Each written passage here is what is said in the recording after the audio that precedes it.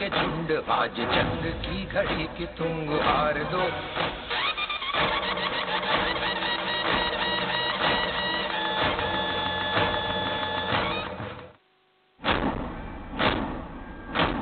आरंभ है प्रचंड बोल मस्तकों के झुंड आज जंग की घड़ी की तुम हार दो।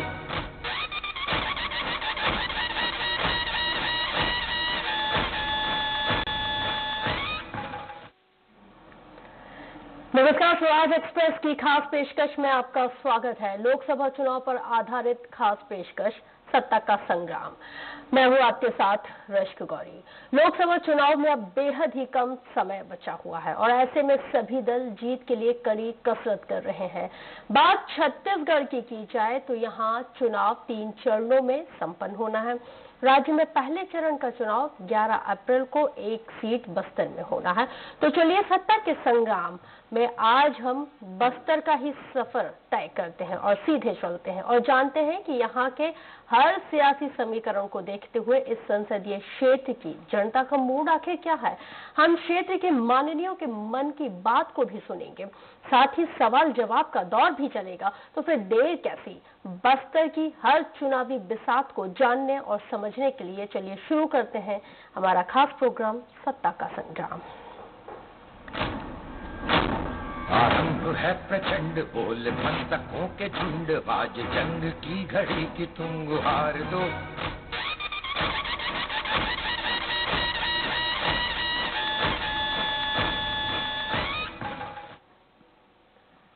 बस्तर छत्तीसगढ़ की आपको बता दें, यहाँ पर 11 लोकसभा सीटों में से एक है। ये वो संसदीय क्षेत्र है जिस पर दुनिया भर की नजर रहती है। क्षेत्र की पहचान आज समृद्ध कला, संस्कृति, परंपरा से इतर एक खौफनाक जगह के रूप में भी है। ये वो क्षेत्र है जहां सबसे बड़ा राजनीतिक नरसंहार हुआ। हालांकि अब जब लोकसभा चुनाव एकदम नजदीक है तो यहाँ माहौल चुनावी है। बस्तर के सियासी समीकरण क्या है, यहाँ अभी कौन मजबूत है और कौन कमजोर है, जानने के लिए देखिए ये खास रिपोर्ट।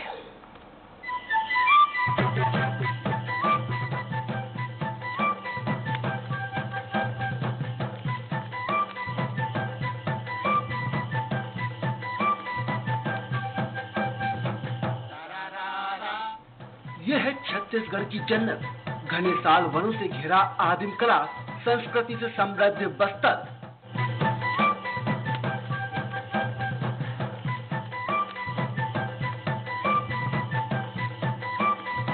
अनुसूचित जनजाति के लिए आरक्षित बस्तर लोकसभा सीट तब से अपने अस्तित्व में है जब आजादी के बाद 1952 में पहला लोकसभा चुनाव हुआ था। बस्तर में एक दौर ऐसा था जब यहाँ स्वतंत्र उम्मीदवार राज करते थे, फिर दौर कांग्रेस का रहा, लेकिन बाद में बस्तर से कांग्रेस की राजशाही को फिर एक स्वतंत्र उम्मीदवार ने खत्म कर दिया। ये निर्दलीय बस्तर का टाइगर कहलाया और बाद में कांग्रेस का बड़ा लीडर भी रहा। ये कोई और नहीं बल्कि महेंद्र कर्मा थे। हालांकि 1998 के बाद एक दौर ऐसा भी आया जब बस्तर पूरी तरह बीजेपी का गढ़ बन गया। साल 1952 के पहले आम चुनाव में बस्तर सीट पर कांग्रेस प्रत्याशी को हराकर स्वतंत्र उम्मीदवार मुचाकी कोसा सांसद बने। मुचाकी बस्तर महाराजा रहे, प्रवीर चंद्र के पसंद के उम्मीदवार थे। इसके बाद 1957 में सुरती कृष्णैया ने बस्तर में कांग्रेस का खाता खुलवाया, लेकिन 1962 के बाद 1977 तक लगातार बस्तर सीट पर स्वतंत्र उम्मीदवार काबिज रहे। 1975 में पूरे देश में आपातकाल लगाए जाने का असर 1977 के चुनाव में देखने को मिला। बस्तर के लोगों ने कांग्रेस के साथ अन्य स्वतंत्र उम्मीदवारों को दरकिनार करते हुए पूरे देश के साथ सुर से सुर मिलाते हुए बस्तर में जनता पार्टी का खाता खुलवाया। 1977 के लोकसभा चुनाव में जनता पार्टी से डीपी शाह चुनाव जीते।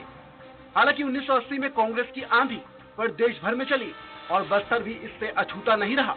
1980 के बाद से बस्तर में कांग्रेस का दौर रहा। पंजा छाप पार्टी 1996 के चुनाव तक लगातार 4 बार जीती। कांग्रेस के दौर में बस्तर के भीतर महेंद्र कर्मा ने शेर की तरह दहाड़ लगाई और सभी विरोधी ढेर हो गए। महेंद्र कर्मा ने 1996 में निर्दलीय लड़ते हुए चुनाव जीता। हालांकि परचम लहराने के बाद कर्मा कांग्रेस के साथ हो गए और फिर दोबारा सांसद नहीं बन पाए। लेकिन विधानसभा में उनकी पकड़ बरकरार रही। बस्तर टाइगर महेंद्र कर्मा आने वाले चुनाव में भले ही अपनी सफलता नहीं दोहरा पाए, लेकिन उन्होंने बीजेपी के लिए ऐसी जमीन तैयार कर दी जहां आज तक कांग्रेस फिर से अपने पांव नहीं जमा पाई है। बतौर बीजेपी प्रत्याशी बलिराम कश्यप बस्तर के 8 विधानसभा क्षेत्रों में लोगों को पार्टी से जोड़ने में कामयाब रहे। बली दादा के नाम से प्रसिद्ध बलिराम ने 1998 में जीत हासिल कर अपने कामों से ऐसी पैठ बनाई कि अगले 3 लोकसभा चुनाव में कोई दूसरा उम्मीदवार उनको चुनौती नहीं दे पाया। यहाँ तक कि 2011 में उनके निधन के बाद बेटे दिनेश कश्यप ने उपचुनाव जीता और फिर 2014 में भी दिनेश ने बाजी मारी। इस तरह बस्तर सीट पर लगातार 6 बार से बीजेपी का ही राज है। बस्तर में बीजेपी के अभेद किले को ढहाने इस बार कांग्रेस ने अपने युवा विधायक दीपक बैच पर दांव लगाया है। राहुल गांधी के पसंदीदा युवा नेता दीपक बीजेपी के किले को ढहा पाएंगे या नहीं, ये परिणाम बताएंगे, लेकिन मिलनसार छवि के चलते वे बस्तर का बेहद लोकप्रिय चेहरा है। दूसरी ओर बीजेपी ने मौजूदा सांसद को बदलकर नए चेहरे बैदूराम कश्यप को मैदान में उतारा है। मुकाबला यहाँ इस बार कांटे का है, क्योंकि छत्तीसगढ़ में अब कांग्रेस की सरकार है। तो क्या अब कांग्रेस की प्रदेश में सत्ता बस्तर के रास्ते केंद्र में काबिज मोदी की सत्ता को चुनौती दे पाएगी? क्या कांग्रेस बस्तर को बीजेपी मुक्त करा पाएगी? ये वो तमाम सवाल है जिनका जवाब 23 मई को चुनावी नतीजों से ही चलेगा। स्वराज एक्सप्रेस के लिए वैभव शिव पांडे की रिपोर्ट। बस्तर लोकसभा सीट पर बाजी कौन मारेगा? इस संसदीय क्षेत्र की जनता का मूड आखिर कैसा है? माननीय के मन में क्या है? और ये आज सब हम जानेंगे, और इसके लिए आपको सीधे ले चलते हैं जगदलपुर, जहां से स्वराज संवाददाता आशीष तिवारी हमारे साथ जुड़ गए हैं। आशीष, बस्तर सीट पर अब की बार कौन दमदार लग रहा है? लोगों के मन में आखिर क्या कुछ चल रहा है? बस यही जानने हम यहाँ पर पहुंचे हैं रश्क, और जिस तरीके से स्वराज एक्सप्रेस छत्तीसगढ़ के लीडिंग न्यूज चैनल के साथ लल्लूराम.com विश्वसनीय न्यूज पोर्टल की एक खास पेशकश है सत्ता का संग्राम, बस्तर में जोरदार दस्तक ये चैनल दे रहा है। और इस बीच हम तमाम लोगों से बातचीत का दौर शुरू करें, उससे पहले ये बताना बेहद जरूरी है कि लोकतंत्र में नेता कुछ नहीं होते, जो होती है जनता जनार्दन होती है। इसलिए सबसे पहले आप सब खुद के लिए अपने लिए जोरदार तालियां बजाएं।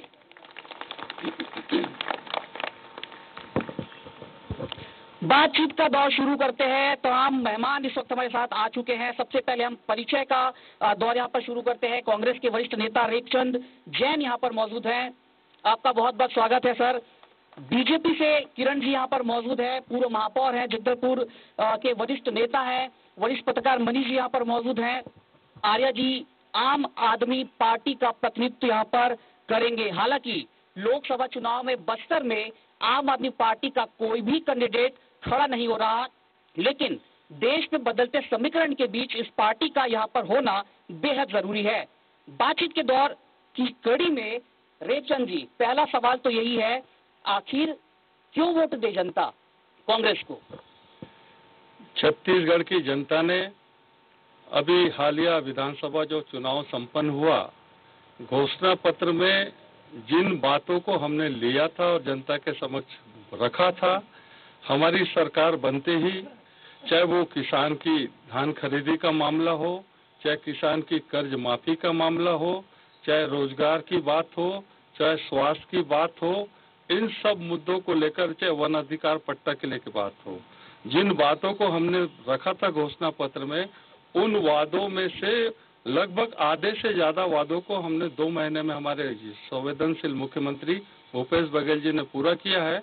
और आने वाले समय में हर चीज को जो हमने कहा है उसको हम पूरा करेंगे। इसीलिए जनता बेहद खुश है और जनता बदलाव चाहती है और बदलाव करेगी। जनता बेहद खुश है, ये कहना है रेखचंद जैन जी का। बीजेपी से जानने की कोशिश करते हैं। किरण जी, जनता बीजेपी को क्यों वोट दे? सबसे पहले तो आपका बहुत बहुत धन्यवाद। वास्तव में जो अभी हमारे मित्र और हमारे यहाँ के विधायक जी कह रहे थे, इन 3 महीनों में हमारे छत्तीसगढ़ की जनता ने इस नए गठित जो कांग्रेस की सरकार है उसकी घोषणाओं पर और उसके अमल को भी देख लिया है।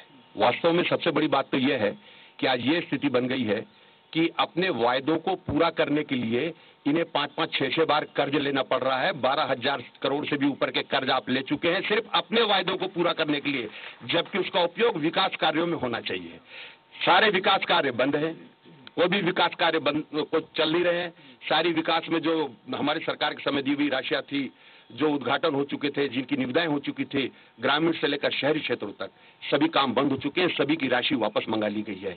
और जहां तक 1-2 बातों को छोड़ के मैं कहता हूं कि शिक्षित बेरोजगारों का मामला हो, चाहे किसानों का बोनस का मामला, मैं खुद किसानों का है, ये 100% रूप से लागू भी नहीं हुआ है।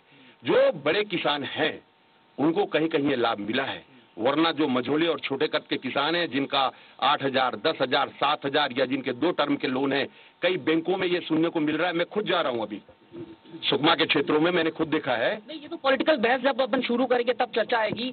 बीजेपी को क्यों वोट दे, ये सवाल था। यहाँ पर आम आदमी पार्टी के चूंकि कैंडिडेट नहीं है, लेकिन फिर भी सवाल आपसे ये पूछते हैं कि आम जनता किसे वोट दे। देखिए, ये जो हमारी भागीदारी इस बार चुनाव में होने वाली है, जितने भी राजनीतिक दल हैं ये एक ढर्रे की राजनीति करते आए हैं। चुनाव आते ही तमाम तरीके के लुभावने वादे, सपने बेचे जाते हैं। आम आदमी पार्टी इस बार लोगों के बीच पहुंचकर एक जागरूक और समझदार मतदान करने के लिए अपील करेगी और जिस तरीके के झूठ परोसे जाएंगे वो जनता तक पहुंचाएगी। दिल्ली में तो कांग्रेस के साथ जा रहे हैं साहब आप। जी देखिए, सारी चीजें स्थिति पर निर्भर करेगी। अभी जो सरकार में है और उनकी जो तानाशाही चल रही है, ऐसे में अगर हाईकमान किसी तरीके का फैसला लेता है तो उस पर काम करना होगा। किरण जी, एक सवाल आपसे है। यहाँ पर पॉलिटिकल बहस का दौर शुरू करते हैं कि कांग्रेस ने नारे को पूरा किया है। बीजेपी का नारा था मिशन 65 का, कांग्रेस ने 68 सीट जीत लिया है। दिल के अरमा आंसुओं में बह गए पहले ही, अब और क्या? देखिए, मैं जो नारों की बात आप कह रहे हैं, मैं ये हमेशा कहता हूं कि कांग्रेस नारों की ही सरकार रही है। आजादी के बाद से ज्यादा समय 80% भाग में कांग्रेस की सरकार रही है। छत्तीसगढ़ का विकास, देश का विकास, देश की सुरक्षा, अन्य तमाम योजनाओं को लेकर जिस प्रकार मोदी सरकार काम कर रही है, और 15 साल में जिस तरीके से आप देख रहे होंगे छत्तीसगढ़ का जितना समूचा विकास हुआ है, पूरे छत्तीसगढ़ के 7 जिले तो हमारे बस्तर में बन गए। एक जिला हुआ करता था, बीजापुर का व्यक्ति कलेक्टर से मिलने के लिए आया करता था भोपालपट्टनम से गठरी बांध के। आज सभी हमारे सरकार की ये खूबी है कि सभी छोटे छोटे जिला बन गए, वहां पे पूरा प्रशासनिक अमला बैठने लग गया। आज ये सड़कों का हाल देखिए, रायपुर से जगदलपुर, जगदलपुर से भोपालपट्टनम और जगदलपुर से कोंटा, इस तरीके के तमाम काम। आज जब हम केंद्र सरकार की बात करते हैं, उनके समय में हमारे इस संसदीय कार्य में हमने देखा कि जिस तरीके से 5 नए ट्रेनों का मामला हो, चाहे आप देख लीजिए पहले पूरे बस्तर में एक ही विद्यालय रहता था, सेंट्रल स्कूल। आज सभी जिलों में सेंट्रल स्कूल बन गए हैं। जिस तरीके से विकास तेज गति से चल रहा है, और कांग्रेस के साथ में सीधे सारे इतना डेवलपमेंट आप लोगों ने किया था तो जनता तो खारिज कर दी ना आप लोग को। इसका भी जवाब दे देता हूं मैं। मुझे लगता है कि बहुत 15 साल की सरकार को लेकर किसी बातों पर निश्चित रूप से मतदाताओं के मन में कुछ हो रह गया होगा। मैं इस बात को बिल्कुल मैं स्वीकार करता हूं कि जनता का जो आदेश है हम सिरधारी करते हैं, लेकिन निश्चित रूप से केंद्र में जब चुनाव की बात होती है तो एक सशक्त, एक ईमानदार और एक बहुत ही जागरूक, पूरे देश को जो विश्व के मानचित्र में सर्वोच्च शिखर पर पहुंचाने वाले प्रधानमंत्री सम्मानित नरेंद्र मोदी जी और उनके कामों पर जनता टूटकर वोट करेगी और बड़ी बहुमत के साथ बड़ा विक्ट्री, मेजर विक्ट्री इस देश में आपको फिर से भारतीय मेजर विक्ट्री का दावा कर रहे हैं रेखचंद जी, मेजर विक्ट्री का, और आरोप भी है कि कांग्रेस नारों वाली पार्टी है। सहमत हैं आप इससे? बिल्कुल गलत कह रहे हैं। किरण देव जी ने कहा विकास की बड़ी बड़ी बात, 15 साल इनकी सरकार रही और जनता इनके झूठे चीजों को समझ गई और 15 सीट में लाकर इनको खड़े कर दी।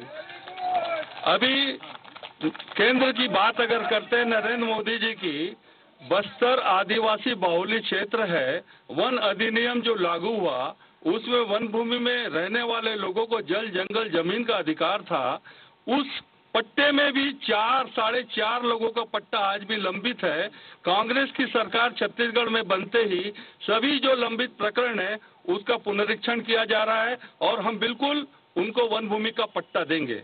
दूसरी बात, बस्तर में आयरन ओर की खदानें हैं, 13B पूरा बस्तर जानता है, जिस पे लोगों को बहुत अपेक्षा है कि यहाँ लोगों को रोजगार मिलेगा। लेकिन केंद्र की नरेंद्र मोदी सरकार ने इस बैलाडीला लोअर्स का 13B को अडानी जैसी कंपनियों को देने का जो कुचक्र रचकर बस्तर के जल जंगल जमीन का जो आदिवासियों का अधिकार है उसको छीनने की ये जो साजिश है, इसको जनता समझ चुकी है। इनके जो सांसद महोदय थे विगत कंटिन्यू जीत रहे हैं, लेकिन संसद में इन्होंने बस्तर के हित में कितनी बातें की। बस्तर परिवहन संघ जैसी संस्था जो 50 साल से चल रही थी, जो बस्तर के दूरस्थ अंचलों में अपनी सेवाएं दे रही थी, उन परिवहन संघ के सदस्यों का रोजगार को छीनने का काम इन्होंने किया। भारतीय जनता पार्टी की सरकार ने किया।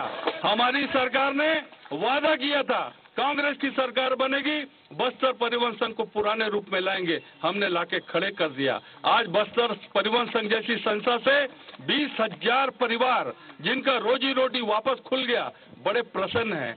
ऐसे कई मामले हैं। 23 साल के अंदर एक मामला आपने उठाया कि सांसद को क्या किसी ने यहाँ पर देखा है? एक बड़ा सवाल, सांसद को क्या किसी ने काम करते देखा है? मैंने तो यहाँ के सांसद जी को देखा ही नहीं है, सही मायने में। आज तक उनकी शक्ल नहीं देखी कि सांसद है कौन। शक्ल नहीं देखी आपने सांसद? 7.5 साल में 8 प्रश्न उन्होंने लगाया। ये इनकी निष्क्रियता को साबित कर रहा है। सबसे पहले तो मैं आप लल्लूराम.com को धन्यवाद देता हूँ। आप लोगों ने जो भारतीय जनता पार्टी के सांसद ने जो बोलने की स्वतंत्रता खत्म करने का प्रयास, उसके खिलाफ आप आज हमको बोलने का अवसर दे रहे हैं, इसके लिए पूरी टीम को धन्यवाद। सांसद ने जो वादे किए थे, क्या वो वादे पूरे हुए बस्तर में? पहले वो बताएं वादे क्या किए थे, उन्होंने वादे क्या किए थे ये तो बताएं। ने क्या किए थे ये तो बताएं। इधर से भी प्रतिक्रिया ले लेते हैं, इधर से भी बातचीत करते हैं। हाँ बताइए, सांसद को आपने देखा है? सांसद जी को मैंने कई बार देखा है। एक्चुअली कांग्रेस के जितने कार्यकर्ता है ना, जब सांसद जी गुजरते हैं तो इन लोग आग बंद कर लेते हैं, इसलिए नजर नहीं आते हैं इनको। आग बंद कर लेते हैं आप लोग। सांसद काम करते हैं लेकिन आप लोग नजरअंदाज करते हैं। देखिए, बस्तर के सांसद जी के ऊपर बस्तर के लोगों ने ये छवि देखी थी स्वर्गीय बलिराम कश्यप जी की, पर लेकिन उस छवि पे वो उतर नहीं पाए खरा, जिसका सबूत ये है कि वर्तमान में उनका टिकट काट दिया गया। उससे बड़ा उनके लिए धब्बा और कुछ नहीं हो सकता।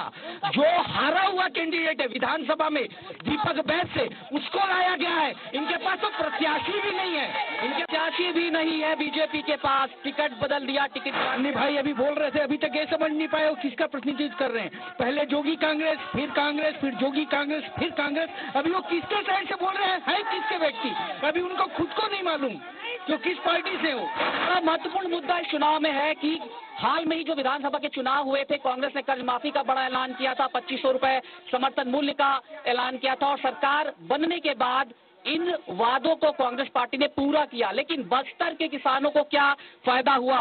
किसान नेता हमारे साथ मौजूद है। क्या लगता है सर, बस्तर के किसानों को फायदा हुआ है? आप राजधानी तक पहुंचे थे पदयात्रा लेकर, बस्तर के किसान क्या खुश हैं? सबसे पहले तो जो भी राजनीतिक दलों ने जो काम किया है, उसको साधुवाद। 2500 रुपए क्विंटल कांग्रेस सरकार ने किसानों को दिया है, ये बहुत ही बड़ा कार्य किया है, उसको पहले साधुवाद देते हैं। दूसरा जो पिछली सरकार ने शिक्षा के क्षेत्र में जो माननीय केदार कश्यप जी ने काम किया है बस्तर क्षेत्र में, वो बहुत बड़े साधुवाद के चुपचाप रहिए। दूसरा, माननीय प्रधानमंत्री जी ने जो सर्जिकल स्ट्राइक किया है, ये सेना का शौर्य जगाने के लिए इतना बड़ा काम किया है जिसका हमारे पास कोई शब्द नहीं है, इसलिए बहुत बहुत साधुवाद माननीय प्रधानमंत्री जी को। दूसरा ये, अब मैं आता हूँ विषय से। भाई ये 2 मिनट सुने, अब आप सुनिए। विषय अभी यहाँ पर आता है, मैं पूछना चाहता हूँ माननीय विधायक महोदय से कि आपने यहाँ पर सत्ता हासिल किया पूर्ण कर्ज माफ, क्या आपने सभी किसानों कर्ज माफ किया? नहीं किया।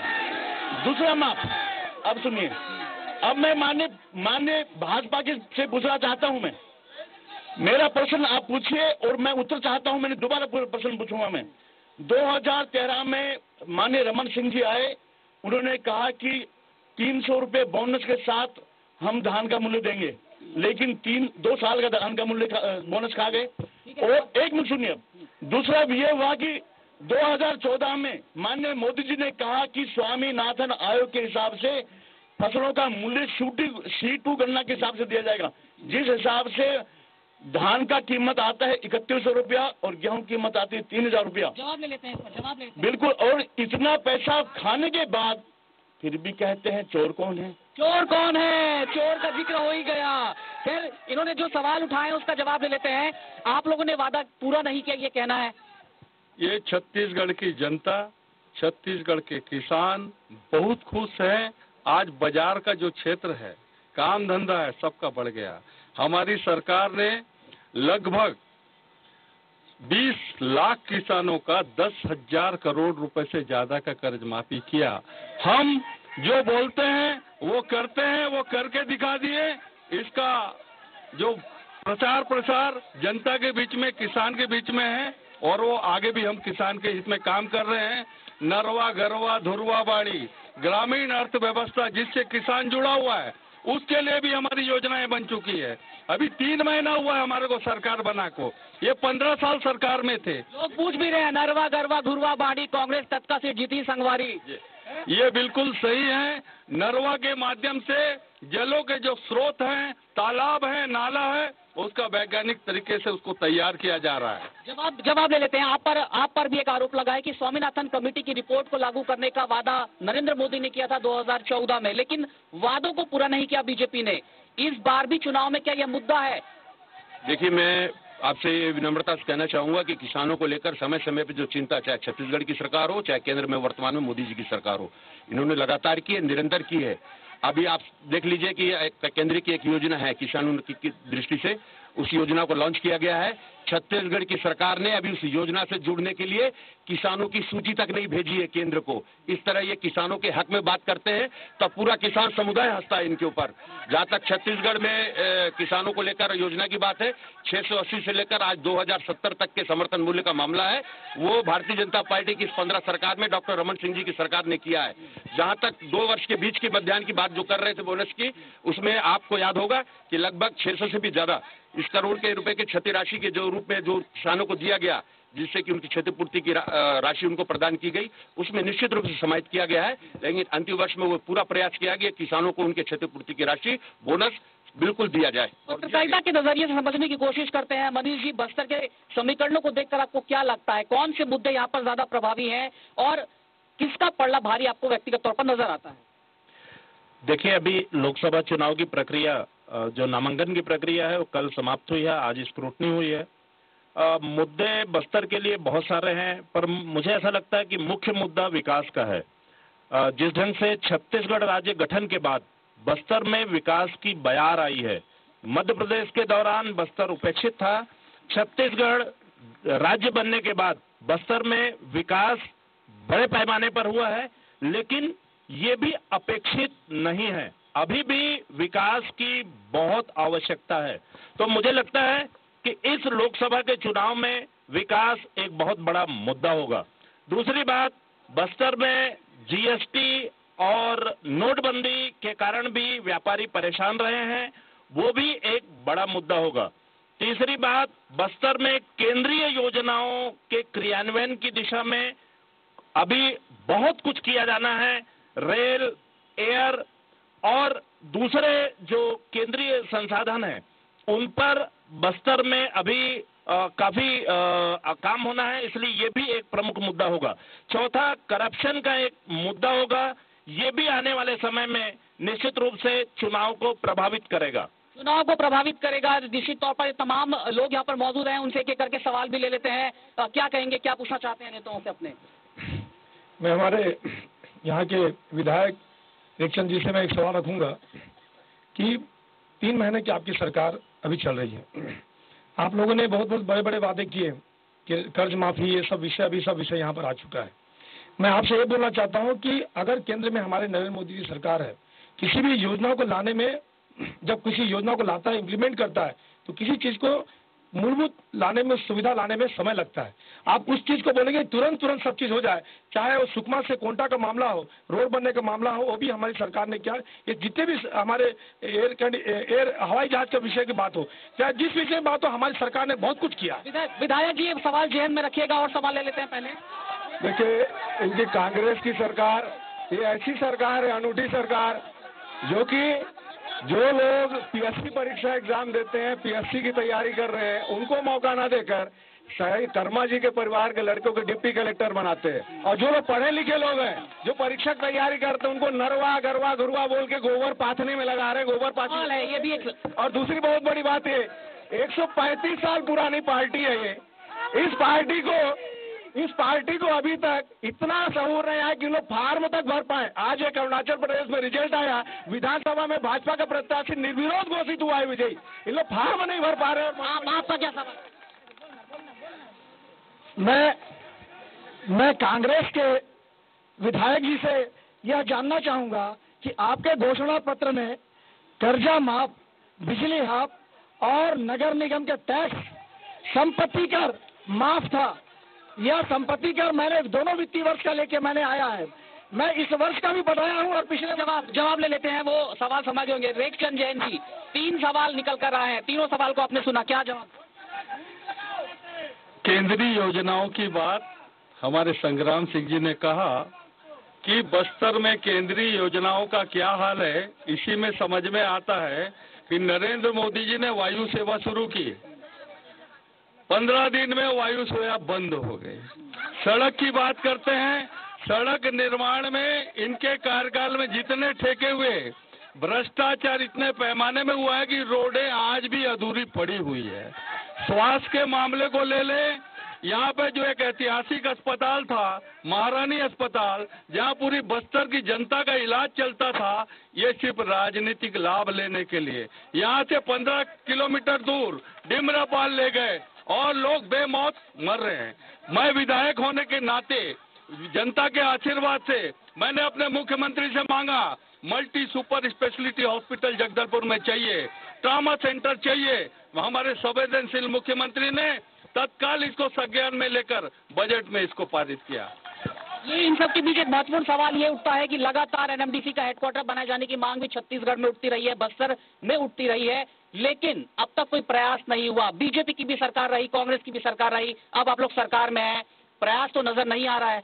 हमारा प्रयास पूरी तरीके से हमेशा एनएमडीसी को लेकर जनता के हित में हम चाहते हैं। ये एनएमडीसी का प्लांट जो इनके शासन में ये बोलते हैं कि एनएमडीसी अभी पूरा ही बना ही नहीं, लेकिन इसको विनिवेश की लिस्ट में डाल देती है ये नरेंद्र मोदी की सरकार। क्या लगता है जो कह रहे हैं सही है? आप लोग 15 साल सरकार में, लेकिन एनएमडीसी को यहाँ पर ला नहीं पाए। तथ्यहीन आरोपों की बात कांग्रेस ही कर सकती है। वास्तविकता तो ये है कि विकास को लेकर पूरे समूचे क्षेत्र में और बस्तर में लेकर इस तेज गति से एनएमडीसी का काम चल रहा है। ये भारतीय जनता पार्टी की सरकार की ही देन है, चाहे वो केंद्र की सरकार हो, राज्य सरकार से मिलकर। और बहुत जल्दी आप देख रहे हैं कि एनएमडीसी का ये वो चालू होने वाला है। इस तरीके से और भी जो उद्यम यहाँ की उपस्थित हो, हमेशा विरोध की नीति अपनाने वाली ये कांग्रेस में कभी भी इन्होंने ये नहीं चाहा। आजादी के बाद मैंने कहा, इतने सालों की सरकार में अगर इन्होंने एक ईंट भी लगाई हो बस्तर में तो बताएं। ये जो अभी विमान की बात कर रहे हैं, आज विमान की पूरी तैयारी हो चुकी है विमान आने की।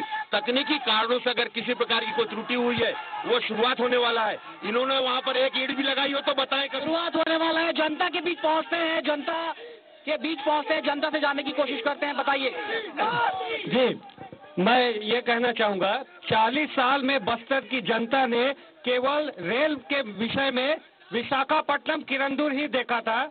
हमारी सरकार जब केंद्र में आई, यहाँ पे आई, आज के डेट में 8 ट्रेनें हैं। एरोप्लेन का तो नामो निशान नहीं था, कम से कम एयरपोर्ट तो बन गया। और वैसे भी मैं एक बात कहना चाहूंगा कि कांग्रेस बहुत बड़ी पार्टी है। जनता, भारत की जनता जानती है कि ये अनबीटन 117 घोटालों की सरकार है। उतना तो दुनिया की पूरे पार्टी मिलके भी वो घोटाला कंप्लीट नहीं कर सकती। जनता इसका जवाब लोकसभा में जरूर देगी। 8 ट्रेनों की बात कर रहे हैं, लेकिन रायपुर से जगदलपुर आज भी ट्रेन रूट नहीं जुड़ पाया है, क्या कहेंगे? मैं जगदलपुर दरबा ब्लॉक से धर्मराम किसान हूँ। और जैसे कर्ज माफी का बात है, तो विधानसभा चुनाव में यही कहते कि सभी कर्ज माफ होंगे, लेकिन अभी तो सिर्फ सत्ता में आने के बाद सिर्फ 2 आपातकालीन ऋण माफ हुए हैं और बाकी तो ऐसे ही बचा है। और बाकी सभी कर्जदार किसान ने वोट दिया, लेकिन बाकी जो कर्जदार हैं वो कौन सा पाप किया है जो अभी तक उसका कर्जा माफ नहीं है? उससे मैं उसका जवाब देंगे मैं। इसका जवाब तो रेखचंद जी बिल्कुल लेंगे कि अल्पकालीन कृषि ऋण को माफ करने का ऐलान किया, लेकिन लोगों को फायदा नहीं मिल रहा है। अब उनकी अपनी समझ होगी, लेकिन छत्तीसगढ़ के 20 लाख किसान को कर्जा माफी हुआ है, किसान खुश है। और सीमित संसाधनों में ये पिछली सरकार ने खजाना खाली करके गए थे, ये बोलते हैं कर्जा ले रहे हैं, हमने किसानों की खुशी के लिए कर्जा लिया, ये ऐशो आराम के लिए कर्जा लिए और पूरे जनता के कागजों में विकास दिखाकर भ्रष्टाचार किए, इसीलिए 15 सीट में लटक गए। 15 सीट में लटक गए, विकास दिखाकर भ्रष्टाचार किया, ये आरोप है। और पीछे से अभी सवाल जवाब नहीं हुए हैं, पीछे चलते हैं, लोगों से बातचीत करके बताइए। सर ये बात कर रहे हैं 15 सीट में बहुत देर से सुन रहा हूँ। 15 सीट उत्तर प्रदेश में, दिल्ली में 3 बार इनकी मुख्यमंत्री रही, आज ये गठबंधन में वहाँ घुसे हुए हैं। यूपी में 4 सीट है इनके पास और ये बात करते हैं 15 सीट। खुद के गिरेबान बात करें, हम खुद के गिरेबान में झांकिए, बात करिए, क्या कहेंगे? ये हमारे सांसद महोदय का पिछले 5 सालों का 16वीं लोकसभा का पूरा 4 प्रश्नों का ये है। इन्होंने 4 प्रश्न पूछे हैं, लेकिन बस्तर जो है वो सबसे ज्यादा इनकम देता है रेलवे से और आपका एनएमडीसी से, खनिज से। दोनों में आज तक के, सुनना भाई, तेरे से ज्यादा वोटिंग कर सकता हूँ मैं। जवाब दीजिए। आज तक के इन्होंने इन विभागों से एक भी प्रश्न नहीं पूछा है। हम बेरोजगार युवा जो है वो किस आधार पर इनको वोट दें? किस आधार पर वोट दें? महत्वपूर्ण सवाल है यहाँ पर, महत्वपूर्ण सवाल। किरण जी, सांसद ने 2 टर्म संसदीय क्षेत्र में काम किया, लेकिन केवल 4 सवाल पूछे, सिर्फ 4 सवाल। मैं आपसे बार बार कह रहा हूँ इस चीज को कि पिछले इन 10 सालों में संसदीय जो क्षेत्र में जो काम हुए हैं उसके बारे में मैंने आपको बताया है कि कांग्रेस के समय कभी 1 रेल हुआ करती थी, ये +4 जो रेल आई है ये भारतीय जनता पार्टी की सरकार में सांसद के प्रयासों से है। हमारे यहाँ एक जो सेंट्रल स्कूल हुआ करता था, आज पूरे जिलों में सेंट्रल स्कूल है यहाँ पर, ये उनके प्रयास हैं। ये कुछ राष्ट्रीय राजमार्ग का मामला है, राष्ट्रीय राजमार्ग आप देख लीजिए। ठीक है, आप टीवी में विरोध के नाते कुछ भी बोल सकते हैं, लेकिन पहले आप जगदलपुर से रायपुर कितने घंटों में आते थे, आज रायपुर से जगदलपुर कितने घंटों में राष्ट्रीय राजमार्ग की जो सुधार हुई है केंद्र की योजना के तहत हुई है, ये समूचे देश में चल रहा है। मैं ये नहीं कह रहा हूँ, इस तरीके से केंद्र विशेष मानकों पे काम कर रही है और हमारे यहाँ के सांसद की अपनी संपूर्ण भूमिका रही है, इसमें किसी प्रकार की दो राय नहीं है। विरोध के कारण रेखचंद जी कुछ कह रहे हैं। रेखचंद जी, क्या? बलिराम कश्यप जी स्वर्गीय, जिसका हम कांग्रेस के लोग भी सम्मान करते हैं, उन्होंने बस्तर की जनता के हित में काम किया। उनके सुपुत्र दिनेश कश्यप जी ये बड़ी बड़ी बात बता रहे हैं, बहुत विकास किया, तो इनके प्रधानमंत्री, इनका संगठन आज इस विकासशील सांसद का टिकट क्यों काटा और टिकट ऐसे व्यक्ति को दिया जो फर्जी नकल प्रकरण में फर्जी परीक्षा देते हुए मुन्ना भाई की तरह पकड़ाया और ऐसे आदमी को टिकट देकर मैदान में उतारा। मैं इसके जवाब में कहना चाहूंगा कि जो पार्टी के संगठन में कांग्रेस क्या कर रही है, संगठन के मामले में किसको टिकट दे रही है, ये हमारे विचार करने का प्रश्न नहीं है। ये भारतीय जनता पार्टी किसको चुनाव में खड़ा करेगी, ये भारतीय जनता पार्टी का प्रश्न है। किन परिस्थितियों में किस तरीके से निर्णय लेना है। एक विषय पर मेरी आपत्ति है कि मुन्ना भाई का विषय इन्होंने लिया है, यहाँ के प्रत्याशी दीपक बैज भी इसको लेके घूम रहे हैं, उसके खिलाफ में एक भी प्रकरण, एक भी मामला न्यायालय में विचारधान है या कहीं पे इन्होंने किसी प्रकार का कोई मामला किया है। सिर्फ प्रचार के लिए बोलने से काम नहीं चलता, उसको आप सिद्ध करना पड़ेगा। दोष लगाने से नहीं होता और मानक उसको दोष को सिद्ध करने के बाद किसी को आप कुछ बोल सकते हैं। समाचार पत्रों की प्रतियां मेरे पास उपलब्ध है, अगर कोई गलत नहीं किया तो मीडिया कैसे लिखेगा ये बताइए। प्रत्यारोपित आप उस दोष को सिद्ध कीजिए। जब तक उस दोष के उसके खिलाफ में कोई उसकी कार्रवाई की गई है, उसके बारे में कहीं FIR दर्ज है, किसी प्रकार की कार्रवाई हुई है, उसको आप माने जाएंगे। सरकार थी, परीक्षा देते हुए पकड़े गए, जब कार्रवाई की स्थिति आई खिड़की कूद के भाग गए। ये पूरी जनता, ये आपके कहने के लिए अच्छा है, टीवी में आपके उसके लिए अच्छा है, वरना इसमें किसी भी प्रकार की सच्चाई नहीं है। इस सच्चाई को प्रूफ करना पड़ता है। देखिए, आरोप प्रत्यारोप यहाँ पर चल रहा है। मुन्ना भाई प्रकरण अखबारों में खूब छपा था, यूथ भी यहाँ पर मौजूद है, उनसे हम बातचीत करते हैं। क्या आपका सवाल है? मेरा सवाल ये है, हम बहुत देर से देख रहे हैं दोनों एक दूसरे से लड़ रहे हैं ये कह के कि हमने ये किया, हमने वो किया, हमने सारी चीज़ें की। एजुकेशन अगर आप देखें, जो कि यूथ का सबसे इम्पोर्टेंट मुद्दा है अभी जो चल रहा है छत्तीसगढ़ में, आपने जो यूथ है, जो नए यंग जनरेशन है, उनके लिए एजुकेशन के फील्ड में ऐसा क्या किया जिनके पास जॉब तक नहीं है करने के लिए? वो तो इधर उधर घूम रहे हैं डिग्रियाँ लिए और बिना लिए डिप्टी कलेक्टर और सब बन रहे हैं। यहाँ पे बाकी जो पढ़े लिखे लोग हैं वो यही बैठे हैं। ये बड़ा मुद्दा है ये बस्तर का। बस्तर में रोजगार नहीं है। यही सवाल थोड़ी देर पहले भी हमने पूछा था कि यदि एमडीसी मुख्यालय आता तो रोजगार के विकल्प खुलते। बस्तर में रोजगार नहीं। और क्या ये पॉलिटिकल मुद्दा बनेगा इस चुनाव में? पिछली सरकार ने नोटबंदी कर लोगों का रोजगार छीना। छत्तीसगढ़ में कांग्रेस की सरकार बनते ही 23 साल बाद 15,000 शिक्षकों की भर्ती निकाली, 1350 पदों पर सहायक प्राध्यापकों की नियुक्ति निकाली, डॉक्टरों की भर्ती हमारी सरकार कर रही है। हम रोजगार देने वाले लोग हैं और ये रोजगार छीनने वाले लोग हैं।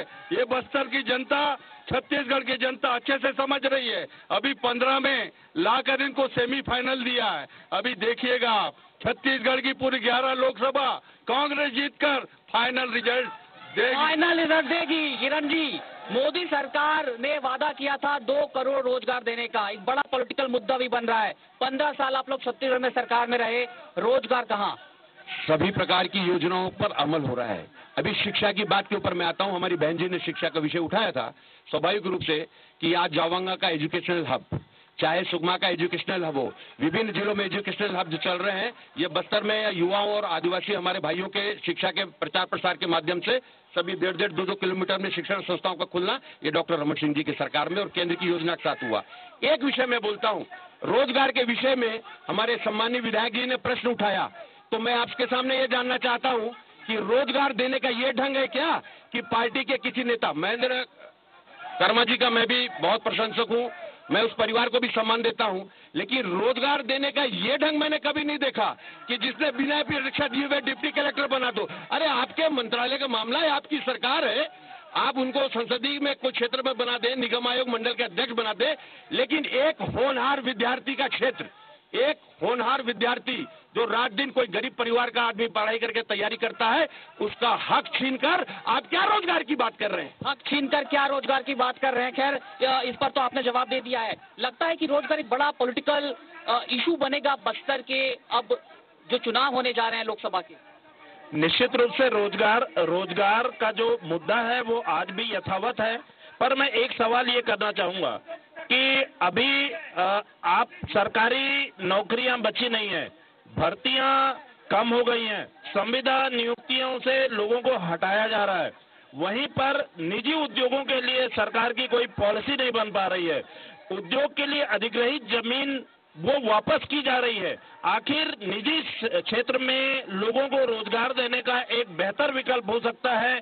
आपके पास रोजगार के लिए क्या बेहतर विकल्प है, ये सरकार को बताना चाहिए। दूसरी बात, बस्तर में जो लघु वनोपज है, ये रोजगार का एक बहुत बड़ा साधन बन सकता है।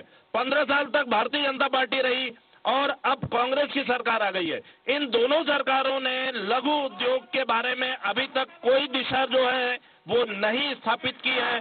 कहीं ना कहीं उद्योग को लेकर के सरकारों को एक नई दिशा तय करनी पड़ेगी, एक योजना बनानी पड़ेगी, एक नीति बनानी पड़ेगी कि किस प्रकार से बस्तर के युवाओं को आप रोजगार देना चाहेंगे। लोकसभा चुनाव में ये रोजगार एक बड़ा मुद्दा बनेगा। बिल्कुल, लोकसभा चुनाव में रोजगार बड़ा मुद्दा बनेगा। बस्तर अरसे से इंतजार कर रहा है रोजगार के लिए बस्तर का युवा। बताइए। मैं हमारे विधायक जी से पूछना चाहती हूँ कि महिलाओं की सुरक्षा को लेकर इन्होंने अनगिनत वादे किए, महिला अभी 90 दिनों में इन्होंने एक भी ऐसा काम नहीं किया जिससे हमको पता चले कि इन्होंने महिलाओं की सुरक्षा की दिशा में कुछ किया हो। आप क्या पूछना चाह रहे हैं, बताइए। देखिए, सबसे इम्पोर्टेंट क्वेश्चन रोशन जी से मेरा ये है कि जिस व्यक्ति को इन्होंने टिकट दिया है, दीपक बैच जी को, जिला पंचायत के चुनाव के ऊपर इन्होंने उनके ऊपर एलिगेशन लगाया, उनके ऊपर कई प्रकार के एलिगेशन लगे, उस व्यक्ति को इन्होंने टिकट दिया और कोई कैंडिडेट इनके पास नहीं। सुनते जाइए रेखचंद जी, सवाल सुनते। एक इनको मैं बात बताता हूँ, जिस मुन्ना भाई प्रकरण की बात कर रहे हैं, उस पर 25 तारीख को कल हमने नोटिस इशू कर दिया है इनको, उसका ये 3 दिन के अंदर जवाब दे, उसके बाद इनसे कोर्ट में बात करेंगे। जवाब दीजिए रेखचंद जी। रोजगार की बात कर रहे हैं, अभी कुछ दिन पहले पीएससी एग्जाम मेरा भतीजा निकाला, मात्र 2 नंबर कम हो गया और उसको अभी अकाउंट ऑफिसर का पद, जेलर का पद दिया गया। अगर 2 नंबर अगर उस बच्चे को दे दिया जाता, और वो इन रोजगार की बात करते हैं, रोजगार देने का तरीका इनका गलत है, जो डिप्टी कलेक्टर बनाया गया है। अगर उस पढ़े लिखे बच्चे को मिल जाता सर, तो देश की स्थिति काफी सुधर सकती है। देश की स्थिति सुधर सकती थी। अभी विधायक जी बोल रहे थे रोजगार की बात, इन्होंने टाटा की जमीन वापस करके रोजगार और विकास के रास्ते बस्तर में संभावनाएं खत्म कर दिए, और ऐसे व्यक्ति को टिकट दिया गया जो विकास विरोधी है। साथ में नरवा गरवा धुरवा की बात कर रहे थे। ये 20 साल पहले योजना वन धन नीति को लागू किए गए थे, जिसके कारण यहाँ से कांग्रेस का सुपड़ा साफ हो गया था, उसके वजह से 15 साल यहाँ भाजपा की सरकार। नोट डाउन करते जाइए, तमाम सवाल हैं और सवाल यहाँ पर लेते हैं और सवाल लेते हैं। मैं ये बोलना चाहता हूँ, अभी यहाँ पे उपस्थित नहीं केदार कश्यप जी, मैं बहुत सम्मान के साथ किरण देव जी से ये पूछना चाहता हूँ। उन्होंने राहुल गांधी जी को और पूरे कांग्रेसियों को पाकिस्तान जाने की सलाह दी है। मैं इनसे ये पूछना चाहता हूँ कि अभी प्रधानमंत्री उनके जो नेशनल डे पे पत्र लिखकर बधाई दिए हैं, और इससे पहले हरिशंकर लव लेटर तो उस लव लेटर लिखने वाले को और बिरयानी बिना बुलाए बिरयानी खाने वाले को कब पाकिस्तान भेजेंगे? इसका जवाब मैं किरण देव जी से सम्मान पूर्वक चाहता हूँ। देखिए, मैं किरण देव जी का बहुत सम्मान करता हूँ। कर्मा जी के पुत्र को डिप्टी कलेक्टर का पद मिला, वो अनुकंपा नियुक्ति था। क्या डॉक्टर रमन सिंह ने शहीद वीके चौबे, वो भी नक्सलियों के हाथ में मरे, उनके बेटे को किए तो बढ़िया। रमन जी बहुत दयालु हैं, और हमारी सरकार में हुआ तो बड़ा तकलीफ। और बच्चा पैदा होने में 9 महीना लगता है, अभी तो 3 ही महीना हुआ है। दूसरी बात, हमारे प्रधानमंत्री जी ऐसा झंडा दिखाए, झंडा वहीं रह गया। वो स्लीपर वाले एयर का लाभ लेंगे, एयर का फेयर के लिए लोग लाइन लगाए, अभी तक फेयर वापस नहीं हुआ, उनका फेयर वापस नहीं हुआ। दूसरी बात, ये विकास विरोधी बोल रहे हैं हमारे श्रीनिवास जी, आप जमीन अधिग्रहण नहीं कर पाए। टाटा का जमीन अधिग्रहण रमन सरकार के बस की बात नहीं थी। ये जो नगरनार में टाटा का ये जो हमारा एनएमडीसी का स्टील प्लांट लगा, जमीन अधिग्रहण कांग्रेस की तत्कालीन सरकार ने किया। और हवाई चप्पल वाला हवाई जहाज में उड़ेगा, लेकिन हवाई जहाज में उड़ नहीं पाया। ऐसे तमाम जो सवाल जो आपका दौर हुआ, आपसे भी पूछूंगा, आपसे जो सवाल हुए आपने नोट डाउन किया होगा, बताइए। बस्तर में कांग्रेस, छत्तीसगढ़ में कांग्रेस बहुत अच्छा काम कर रही है, जनता खुश है। इनकी बातों में दम नहीं है, ये कुंठित हो चुके हैं।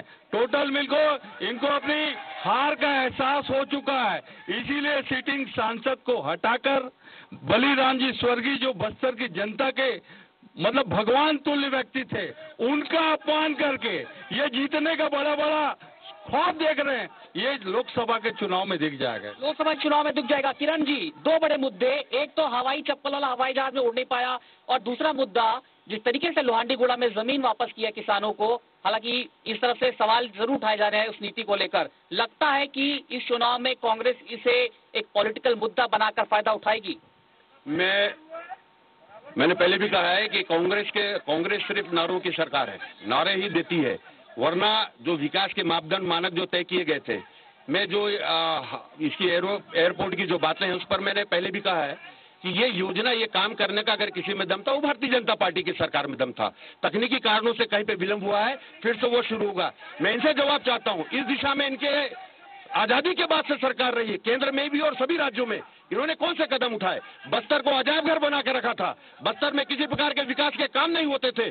और जहां तक उद्योग की बात है, उद्योग लगाने का जितना भी ठाना है वो भारतीय जनता पार्टी की सरकार ने ठाना है, केंद्र की योजनाओं के तहत हो रहा है जो कुछ भी हो रहा है।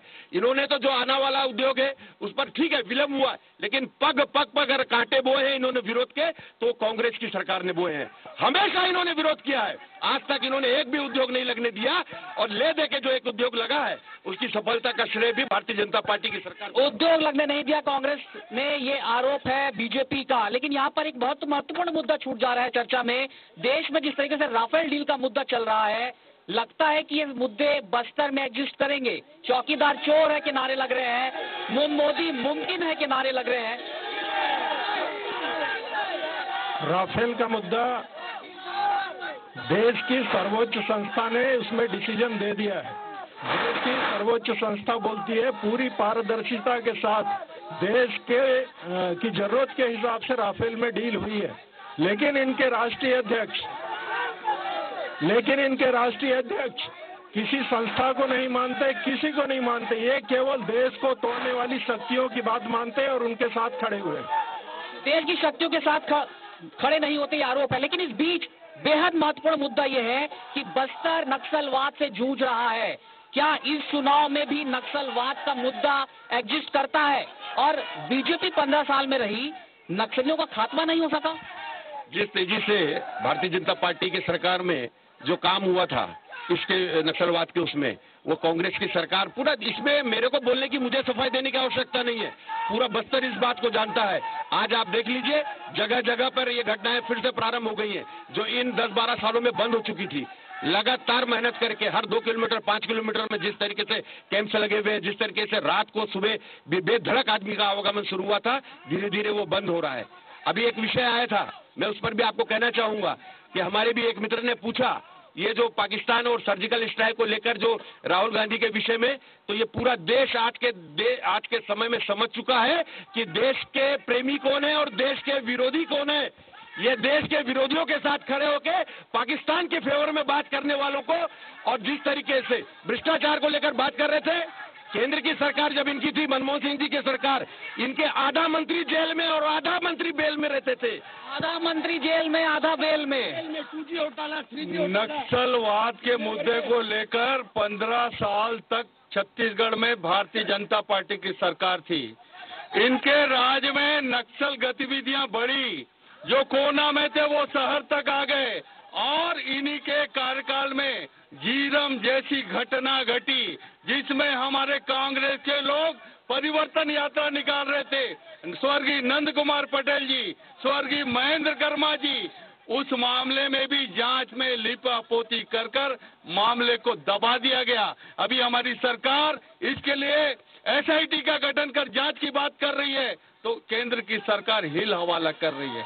बस्तर की जनता अच्छे से जान रही है। आज नक्सलवाद को लेकर कांग्रेस ने हमेशा प्रतिवाद किया है कि बस्तर में नक्सल गतिविधियां समाप्त हो। इस दिशा में हमारे संवेदनशील मुख्यमंत्री इस तरीके की बात कर रहे हैं कि हम समाज के लोगों से बात करेंगे, हम व्यापारी से बात करेंगे, हम गांव के लोगों से बात करेंगे, और इस समस्या के समाधान के लिए हमारा प्रयास होगा और इस दिशा में प्रयास तो होगा। लेकिन अबूझमाड़ आज तक खुल नहीं पाया, अबूझमाड़ तक सड़कें नहीं बन पाई, अबूझमाड़ का व्यक्ति आज भी 75 किलोमीटर दूर जाकर राशन लेता है।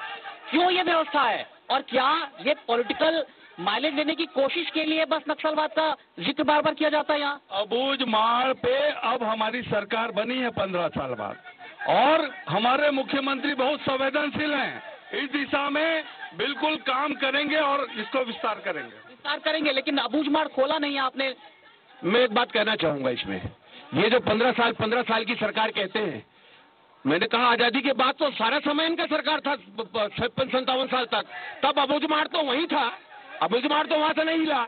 इन्होंने एक सर्वे तक नहीं हो पाया उसका, अपने समय में एक सर्वे भी नहीं हो पाया उसका, उसके जो इकाई बांटने का जो काम है वो तक नहीं कर पाया है। ये भारतीय जनता पार्टी की सरकार है कि ओरछा तक आने जाने की व्यवस्था, वहां तक सड़क बनाने का काम भारतीय जनता पार्टी की सरकार में हुआ है। उसके विकास की दृष्टि से योजना बनाकर वहां के बच्चे बाहर निकल के पढ़ रहे हैं और अच्छी शिक्षा प्राप्त करके अपने रोजगार की ओर बढ़ रहे हैं। ये भारतीय जनता पार्टी की 15 साल की सरकार। मनीष जी, नक्सलवाद के नाम पर कब तक सियासत होती रहेगी, कब तक ये पॉलिटिकल एजेंडा बनता रहेगा हर चुनाव में?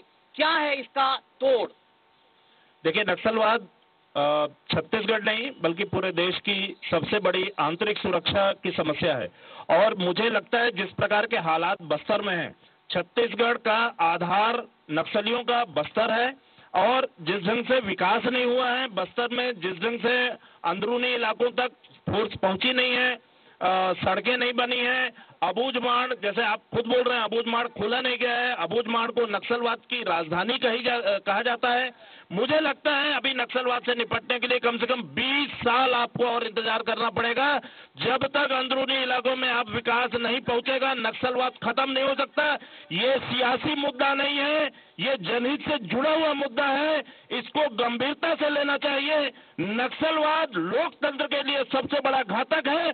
दोनों दलों को इसको लेकर के बड़ी गंभीरता से नक्सलवाद के उन्मूलन की दिशा में प्रयास करना चाहिए, अन्यथा बस्तर का विकास की कल्पना अगले 50 साल तक आप नहीं कर सकते। बेहद अफसोस है कि दोनों ही दल सत्ता में जरूर रहे, लेकिन नक्सलवाद के खात्मे के लिए कभी कोई प्रयास नहीं किया। क्या कहना चाहेंगे? आज ये बहुत बड़ा मुद्दा मैं आदरणीय विधायक जी से पूछता हूँ, हमारे शहर का किसका बात करे भाई? सुने, आज हमारे शहर का जिस जिरम कांड में आदरणीय गोपी भैया जी, उनके परिवार को भी आप डिप्टी कलेक्टर बना दीजिए। आप एक ही परिवार को क्यों बनाया गया? वो भी शहर का एक नागरिक था और कांग्रेस का सच्चा सिपाही था। अब जब आप उसको कर सकते हो तो उसको भी बनाइए। मैं जगत राम नाग, किसान जिला उपाध्यक्ष। मेरा सवाल भारतीय जनता पार्टी से है। जो मोदी जी ने जो किसानों के लिए 6000 सालाना की है, लेकिन वो है कि पंजाब हरियाणा में क्या है कि 5 एकड़ के जो किसान है, लेकिन वो 2 फसल लेते हैं।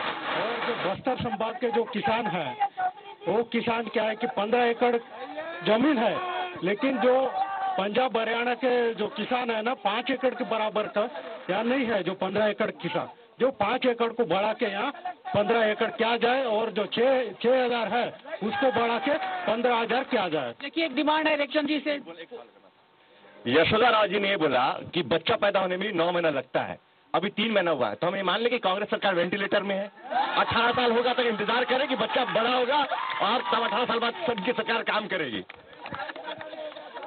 भैया, मेरा मानना है राजनीति का क्षेत्र जो है सेवा के लिए है, और इसमें पूर्वाग्रह का कोई स्थान नहीं होता।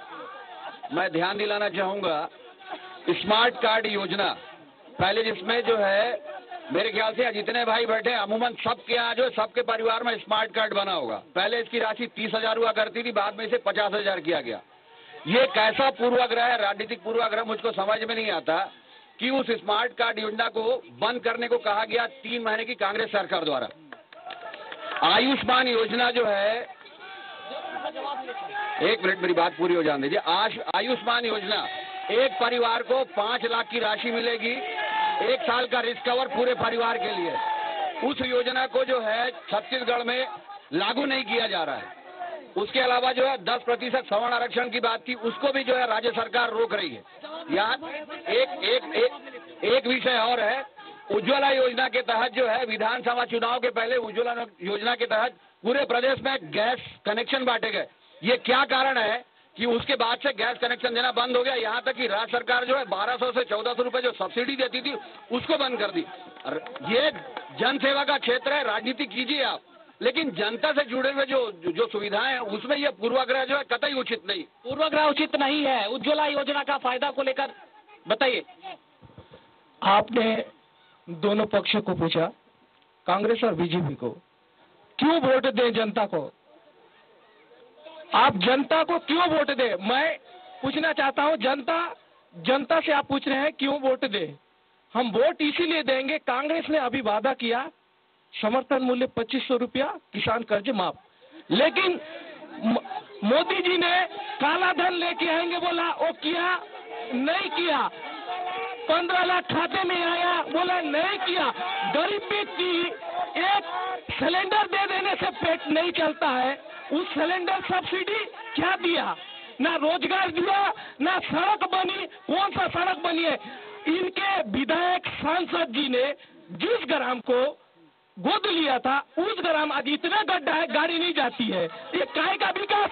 क्यों वोट दे? हम कांग्रेस को वोट देंगे, बीजेपी को बिल्कुल नहीं देंगे। ये विषय देखिए, कल आदरणीय राहुल गांधी जी ने ये कहा कि मिनिमम इनकम गारंटी के तहत 72,000 रुपया सालाना एक गरीब परिवार को देंगे। उसका विरोध ये क्यों कर रहे हैं? ये गरीब का विरोध क्यों कर रहे हैं? गरीब का विरोध, तमाम आरोप प्रत्यारोप का दौर अब चलता रहेगा। ये देश के विरोधी है, ये गरीब के विरोधी है, ये देश के विरोधी है। ये चाहते हैं कि हर गरीब इनके घर में केवल बर्तन मांजे, वो कभी पैसा नहीं कमा पाए।